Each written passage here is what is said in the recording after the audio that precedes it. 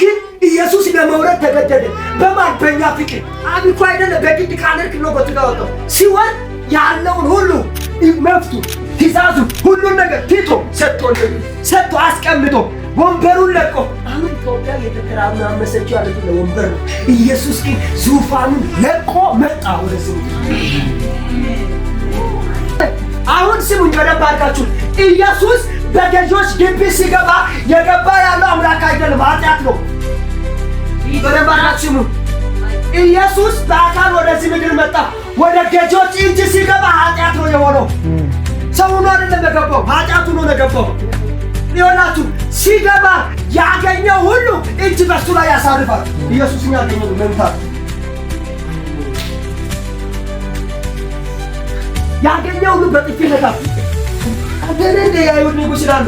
ዝም ሲል አውራ ብለው አንዱ በጥፊ መታት። ይተፉበታል፣ ያሰቃሉታል፣ ይዘብቱበታል።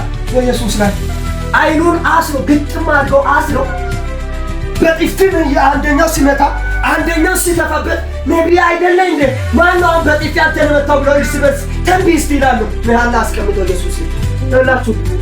ኢየሱስ በእንደዚህ አይነት መንገድ ካላለፈ እኔና እናንተ እንዲህ በእንደዚህ በእግዚአብሔር ፊት አንገኝ። ስሙኝ፣ አይዛብ ናችሁ፣ አይዛብ ነው። ከእግዚአብሔር ወገን አልነበረም። ጠላቶች ያልመጣ ሊቃችሁ ያላችሁ በሕግ እንዳንጸድቅ ሕግ የኛ አይደለም። ሕግ የአይሁድ ነው። ሕግ የአይሁድ ነው። ሕግ ጠብቆ ሊጸድቁ ይችላሉ። ምንም አድርግ አልጸድቅም። ከእግዚአብሔር ልጅ አይደለም፣ ጠላት ነው። ጠላት ደግሞ ከእግዚአብሔር ዘንድ የውርሰት ዕድል የለውም፣ አይወርስም። ከመንግሥት ሰማያት ዕድል የለውም።